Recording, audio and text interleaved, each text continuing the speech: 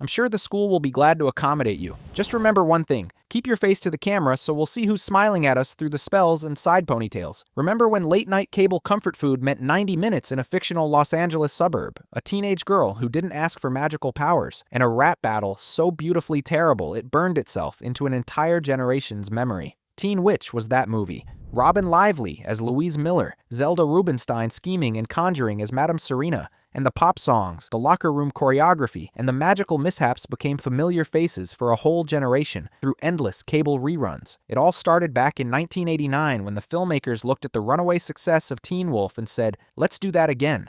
Teen Witch rolled into theaters that April and stuck around on cable and VHS all the way through the decades. 30-plus years of late-night airings and midnight screenings that nobody planned for. Today, we're going back to Hoover High for 15 facts you didn't know about Teen Witch, the casting close calls, the box office disaster, and the little details you probably missed even after a dozen rewatches. Now, before we jump in, hit like and subscribe to Back Before TV and Cinema for more deep dives into the movies you grew up with. And share this video with a friend who still randomly yells "Top that" under their breath. Now, let's get into the countdown with number 1. Teen Witch opened to just $3,875 at the box office.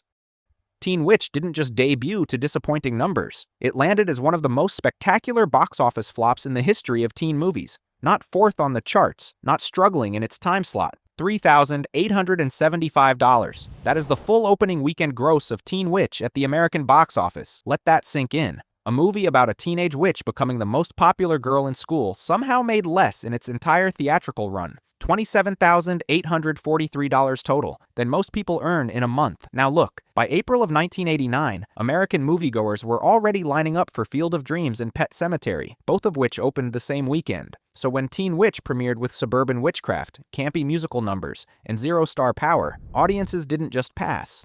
They completely ignored it. The timing was, to put it generously, unfortunate. And here's the kicker. Teen Witch stayed completely off the radar for its entire theatrical run. Week after week, almost nobody chose Louise Miller's magical coming-of-age story over Kevin Costner and Stephen King.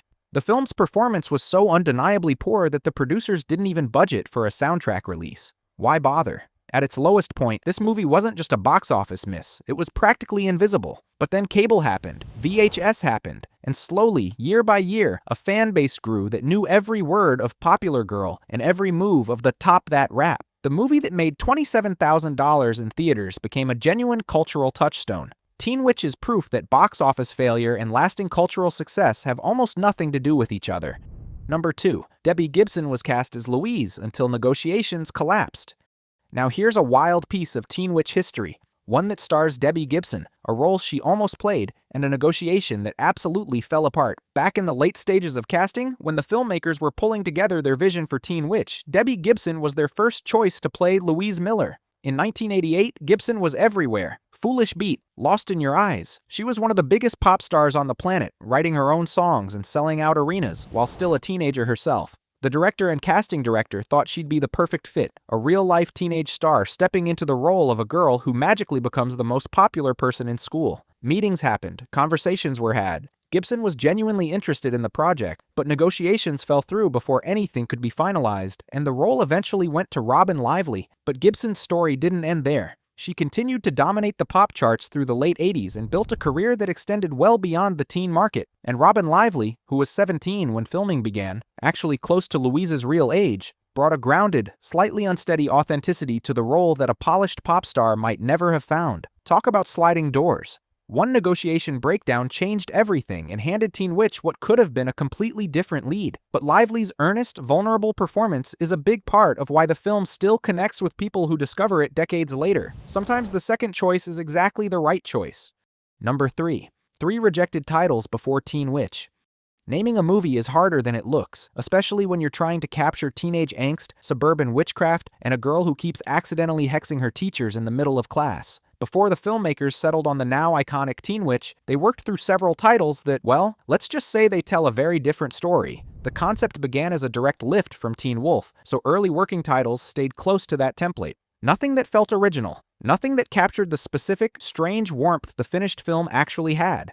They needed something that signaled its own identity. There were titles that leaned too hard into the supernatural angle without any of the lightness the story needed. Titles that sounded more like a horror film than a comedy. Titles that buried the teenage experience entirely under the witchcraft premise, when the teenage experience was really the whole point. In the end, the filmmakers went with Teen Witch. It was simple, direct, and impossible to forget. The title played directly off the Teen Wolf brand recognition while making clear that something different was happening this time. And it put Louise front and center, which is exactly where she belongs. Honestly, it's hard to imagine a generation of cable TV kids falling in love with some of those earlier alternatives. But Teen Witch, that was the right call. Sometimes the most obvious title is obvious because it's simply correct.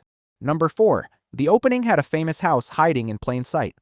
Teen Witch may have felt like pure suburban fantasy, but one of its most iconic locations came straight from a completely different kind of Hollywood legend altogether. When Louise Miller, soaking wet after a bike accident, goes searching for help and stumbles onto the creepy doorstep of Madame Serena's fortune-telling shop. That house is famous. Way more famous than the movie itself. The exterior used for Madame Serena's house is located at 1345 Carroll Avenue in Angelino Heights, Los Angeles, a stunning Victorian-era home in one of LA's oldest historic neighborhoods. And if it looks vaguely familiar before you've even seen Teen Witch, there's a very good reason. That same house appeared in Michael Jackson's Thriller music video in 1983. 6 years before Louise Miller stumbled up those front steps looking for a phone, Michael Jackson was filming one of the most iconic music videos ever made on that very same porch. The filmmakers weren't shy about where they shot either. The high school scenes were filmed at Herbert Hoover High School in Glendale, California, a real, functioning school with real hallways that doubled as Louise's world. The show's suburban charm wasn't dreamed up on a soundstage. It was lifted directly from real Los Angeles locations. The real Carroll Avenue house is still standing today, but every detail, the creaky porch, the dark windows, the sense that something strange lived just behind the door, that got immortalized in Teen Witch. Not a bad way to share a location with the king of pop. Number 5. The original script was nothing like the finished film. Teen Witch may have felt like pure small-town fantasy, but the heart of the movie went through a complete transformation before cameras ever rolled, and the version that almost got made is almost unrecognizable. The Teen Witch you grew up with, the PG-13, family-friendly musical comedy, was not what was originally written. Not even close. The first draft was a raunchy teen sex comedy, more in the style of Porky's, and producer Alana H. Lambros was direct about it. She recalled reading the script and thinking it had real potential, but was, in her words, so tacky and a little off-color. Definitely not PG-13. Director Dorian Walker and Lambros weren't interested in making that movie. They went through the script, stripped out everything that pushed too far, and rebuilt it from the top as the PG-13 comedy they actually envisioned. And then they added the musical numbers. Walker brought in Robert Bonas, a dancer from West Side Story, to choreograph the dance sequences. Lambros connected with songwriter Larry Weir, who wrote Popular Girl almost immediately after their first meeting, and agreed to write the rest of the songs. The show's campy musical charm wasn't dreamed up in the original writer's room. It was added later, layer by layer, by a creative team that had a completely different vision than the script they started with. Not a bad way to rescue a project that could have gone very, very wrong. Number 6. Teen Witch started as a gender-swapped Teen Wolf.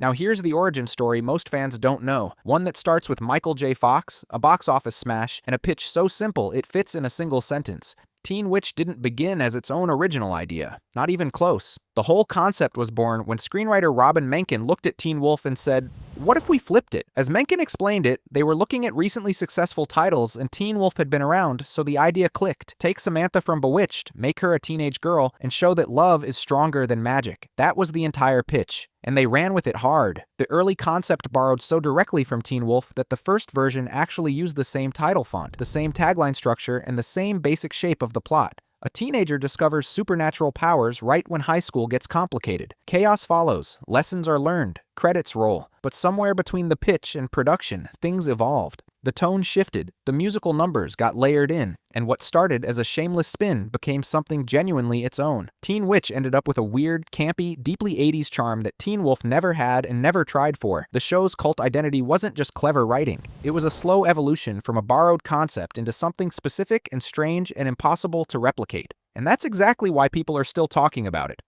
Number 7. Dick Sargent already lived in the witching world.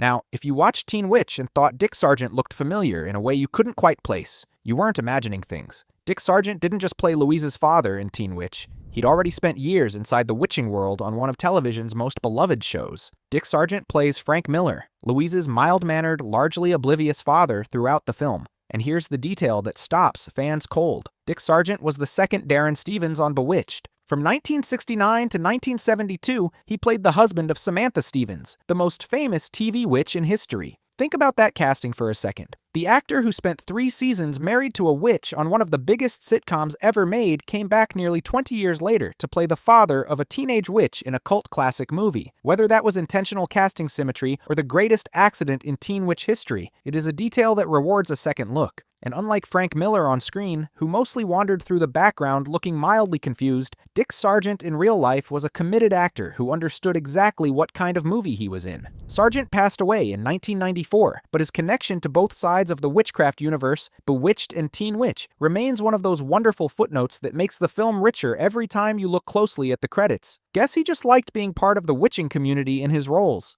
Number 8. The Top That rap scene wasn't even in the original script. Now, you might remember the moment that made Teen Witch immortal. The Top That rap battle, Polly stepping to a guy on the street, rapping with everything she had, trading verses while Louise works her magic from the sidelines. Wasn't planned. It wasn't written. It was never supposed to exist. Top That was added entirely during reshoots after the original cut was already assembled. Here's what happened. An early version of Teen Witch was screened at the American film market to gauge interest from foreign buyers. Reception was enthusiastic, and distributor co-owner Moshe Diamante stepped in and made one thing very clear. The movie needed to be bigger, more music, more scenes, more energy. Producer Raphael Eisenman was brought in to oversee the additional filming. Among the new sequences created for those reshoots, Top That, the now legendary, endlessly parodied, gone viral before viral, was a concept rap battle that has become the single most quoted moment in the film's entire history. Actress Mandy Ingber, who played Polly, later admitted at a public screening that the sequence was a late addition shot entirely during reshoots, not something she had prepared for from the beginning. And here's the kicker. The sequence that almost didn't exist has been parodied on 30 Rock and referenced across pop culture for decades. It's been called everything wonderful and terrible about the 1980s rolled into one. The scene nobody planned is the reason most people remember the movie at all. Alright, really quick, we're going to take a pause because I want you to tell us in the comments. When did you first discover Teen Witch? Was it late night cable from the video store? Or did you find it years later? Now, while you're down there, why don't you hit that like button and subscribe so you don't miss our next deep dive into back before TV and cinema. Number 9. The on-screen rival married the lead actor in real life. Now, long before anyone started talking about real-life movie romances, Teen Witch quietly produced one of the most ironic love stories in 80s film history. And the twist is exactly the kind of thing Louise Miller's magic could never have conjured. In the film, Dan Gauthier plays Brad Powell. The football star Louise spends the entire movie trying to win over. Brad has a girlfriend, Randa, played by Lisa Fuller. Randa is the obstacle. She's the reason Brad seems perpetually out of reach. She is, in every functional sense of the story, the rival. In real life, Dan Gauthier and Lisa Fuller started dating during production. And in 1990, shortly after the film wrapped, they got married. They were still together as of 2022. Robin Lively has openly admitted to having a very real crush on Gauthier off-screen. She was 17. He was 26. He was playing, by deliberate design, the most idealized high school dreamboat any script has ever put on paper. She has also said, with full honesty, that she is now mortified by their on-screen makeout scene. So the girl who played Louise got the boy in the movie. The girl who played Randa got the boy in real life. And in true Hollywood fashion, everybody involved seems to have made their peace with exactly how that shook out. Real life has its own very specific sense of dramatic irony, and Teen Witch delivered it with a completely straight face. Number 10. The Hoover High scenes were shot at a real school.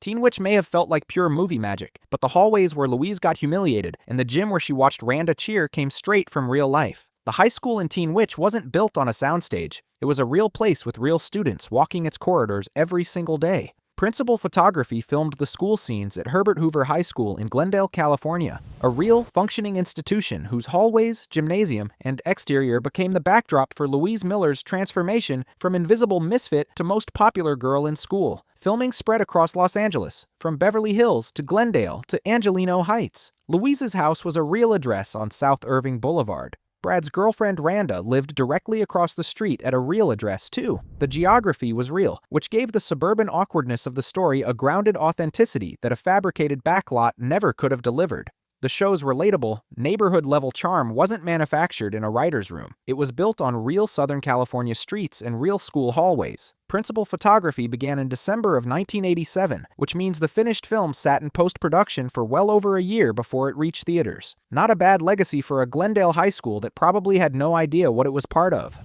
Number 11. The soundtrack was never supposed to be released. Teen Witch may have felt like a musical at heart, but here's something that seems almost impossible given how much the songs define the movie. The producers never planned to release a soundtrack. Not because the music wasn't good, clearly the music is a massive part of what made the film memorable, but because nobody expected anyone to care enough to want it. The original budget simply didn't include a soundtrack release. That's how confident the production was that Teen Witch would come and go without leaving a mark. And in theaters, it essentially did. But then cable happened, VHS happened, and slowly, year by year, a fanbase built itself around Popular Girl and I Like Boys, and most of all, top that. The music was living in people's heads, and there was nowhere to officially buy any of it. As the film's cult status continued to grow, musical producers Larry and Tom Weir went back into the studio and re-recorded the entire soundtrack with new performers, releasing Teen Witch the musical on Amazon and iTunes in 2007. And here's the kicker. Larry Weir reflected on screenings across the country: Seattle, San Francisco, Manhattan, with lines around the block and packed houses full of adults who already knew every lyric by heart. A movie that never planned to have a soundtrack ended up inspiring a full musical re-recording 2 decades later. Not a bad way to keep the music alive. Number 12. The opening credits had a cheeky connection hiding in plain sight.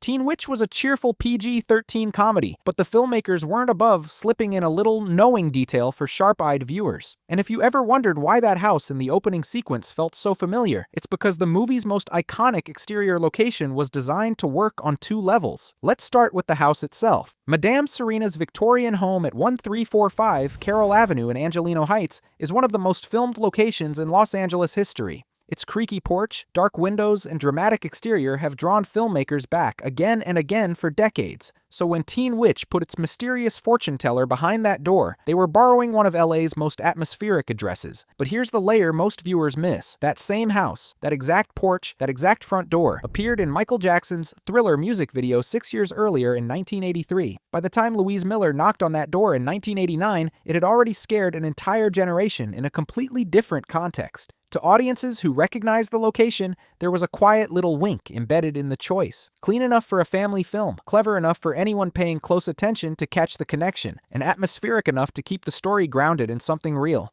A little wink, a little location history, and a whole lot of Victorian charm. That's Teen Witch. Number 13. Robin Lively is Blake Lively's older half-sister. Now, here's the ultimate connection hiding inside Teen Witch history. One that leaves people doing a double take every single time it comes up. Before she was the star of Gossip Girl, before Ryan Reynolds, before becoming one of the most recognized faces in Hollywood, Blake Lively grew up with a half-sister who had already appeared in a cult classic movie. Robin Lively Louise Miller herself. The 17-year-old in the oversized 80s wardrobe trying to hex her way to the top of the social ladder is Blake Lively's older half-sister. And here's the twist. When Blake Lively married Ryan Reynolds in 2012, Robin wanted to give her something unforgettable. She and her younger brother secretly learned the final dance number from Teen Witch, watching it over and over, pausing and rewinding, locking in every move. On the wedding day, when the music came on, Blake had no idea what was happening.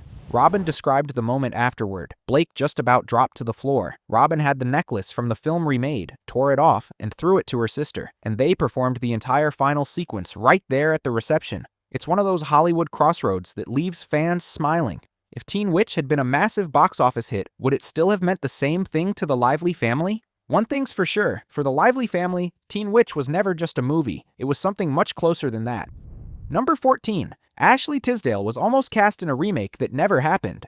Now, here's the ultimate what-if in Teen Witch history. One announcement that could have changed the film's legacy forever, and a Hollywood development that quietly disappeared before anyone had to find out. In April of 2008, Variety reported that Ashley Tisdale, coming off the enormous success of High School Musical, had signed with Fremantle Media North America and was in active talks with United Artists to star in a remake of Teen Witch. Think about that for a second. The biggest teen actress in America at that exact moment, attached to a remake of a movie that had made $27,000 in theaters nearly 20 years earlier. The stars seemed to be aligning. A built-in fan base, a willing studio, a lead actress with genuine teen movie credibility. But nothing came of it. No further developments were ever announced. The remake vanished, as Hollywood remakes often do, into the long list of projects that get reported and then simply stop being mentioned. Tisdale moved on, United Artists moved on, and Teen Witch remained exactly as it was. Imperfect, specific, and exactly weird enough to be loved. Looking back, fans seem quietly relieved. Part of what Teen Witch has is its rough edges. A polished 2008 studio remake would have been a completely different product. It might have been successful, but it wouldn't have been Teen Witch. Some movies are too specific in their strangeness to survive an upgrade, and that's exactly what makes them last. Number 15. Teen Witch sing-alongs pack theaters across America. And here's the final fact, and honestly it might be the most remarkable one of all. Teen Witch didn't end because people stopped watching. It ended its theatrical run because almost nobody started. But then something completely unexpected happened, and it reshaped the film's entire legacy. In the years after cable and VHS brought Teen Witch into living rooms across America, a devoted fanbase quietly assembled itself. And eventually that fanbase started showing up, in person, in theaters, together, for midnight screenings and sing-along events that nobody in 1989 could have anticipated. Teen Witch sing-along events packed venues from New York to San Francisco. Full houses of adults who knew every word, every move, every line of Top That performed it live right alongside the screen. In Los Angeles, the Groundlings, the legendary improv theater that launched Will Ferrell, Kristen Wiig, Maya Rudolph, and Paul Rubens, produced a full live stage version of Teen Witch in 2013 to enormous audience response. Songwriter Larry Weir described attending screenings across the country as feeling like being at a concert rather than a movie. In San Francisco, he said, they cranked the audio so loud the whole room became the show. The film's popularity was so undeniable that the Weir brothers went back and re-recorded the entire soundtrack. A Broadway adaptation was seriously developed across multiple formats. None of it was planned. None of it was budgeted for. None of it was expected. Teen Witch didn't just survive its box office failure. It built something the box office never could have given it. A genuine community of people who found the movie at the right moment and never let it go. And there you have it, 15 wild and weird facts about Teen Witch. Which one surprised you the most? Which one did we miss? Let us know in the comments section below. And hey, hit like if this stirred up some memories for you. Subscribe for more trips back to the movies we grew up on. And share this video with someone who used to race to the TV when they heard that opening tune. Until next time, all aboard, because this is before TV and cinema.